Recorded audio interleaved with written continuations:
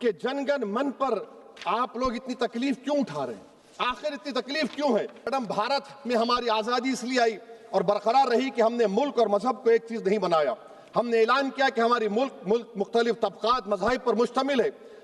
इसके बाद सनातन जहां मुसलमानों के घर पाते थे, इन्हें आग लगा देते थे।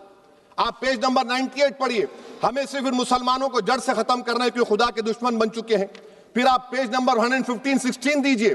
फिर मुख्तलिफ इलाकों में मुसलमानों को सदा देने के लिए भेजे जाते, जहां मुसलमान आबादी नजर आती जला दिया जाता।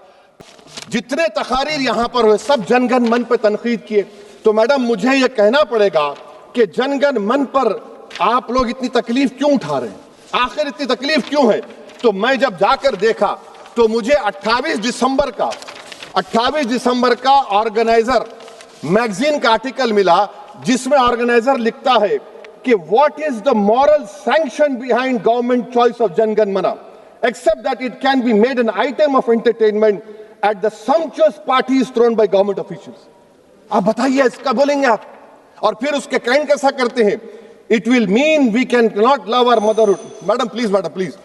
It will mean that Vande Mataram is buried alive with the word Jangan Mana on the tombstone, for the tomb will also be of Jangan Mana of the will of the people। इस पर आप क्या बोलेंगे?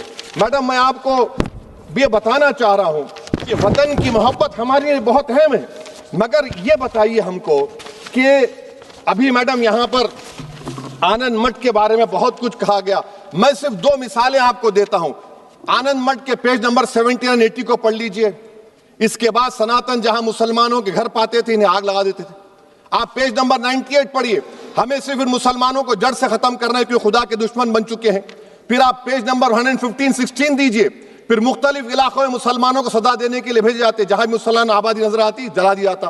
फिर आप देख लीजिए madam, सफे नंबर 120 पेज 120, बंकिम लिखते हैं कि सनातियों को मालूम नहीं था कि अंग्रेज हिंदुस्तान को निजात दिलाने वाले हैं। ये आप क्यों कर रहे हैं? अब आप मैडम, मैं आपको पेपर्स दे कर दूंगा। मैडम, भारत में हमारी आजादी इसलिए आई और बरकरार रही कि हमने मुल्क और मजहब को एक चीज नहीं बनाया। हमने ऐलान किया कि हमारी मुल्क मुख्तलिफ तबकात मज़ाहिब पर मुश्तमिल है। हमारे मुश्तरका तकदीर हमारी कौमियत का सरचश्मा है। यह खास ज़बान, सखावत, मजहब नहीं है।